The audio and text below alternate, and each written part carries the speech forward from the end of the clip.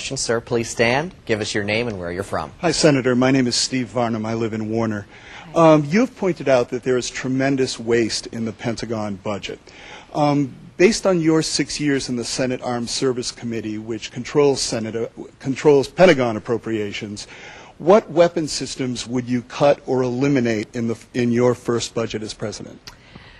Well, it's a little bit more complicated, Steve, because the Defense Appropriations Committee actually appropriates the money. But you're right, that in the Senate and in the House, we do make those decisions about what to fund.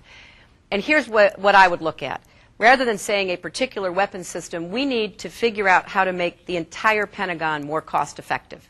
They waste an enormous amount of money. Everything from no-bid contracts for Halliburton to excessive overruns on whatever it is they buy. This has been a constant problem. There's no excuse for it any longer. We have information technology that if you're a big retailer in America, you can figure out what you need on your shelves and get it delivered, momentarily. In the Pentagon, though, we have these layers of bureaucracy and way too much cost that is added on to everything we do. With respect to weapon systems, that will be part of my overall evaluation of what is it we're trying to accomplish with our military. As is apparent to everyone, we have the greatest military in the world. There was no problem when the President decided to send troops into Iraq for us to get to Baghdad and overthrow Saddam Hussein.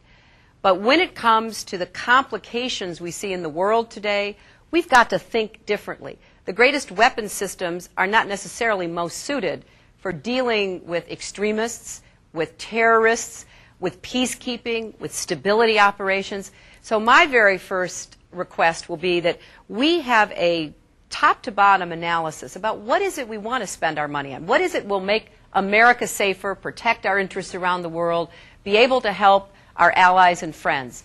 And then let's go through those weapon systems and figure out whether we really need them for the 21st century. Frankly, we're still doing a lot of things just because we've always done it. And I don't know that that necessarily is the best reason to do something. So that's how I want to approach this. And I want to bring in the best minds and the most experienced people who in the private sector have cut costs and streamlined production and cleaned up procurement so that we quit wasting so much money and begin to realize some of the savings we should from the Pentagon budget. Thank you, Steve. Let's go to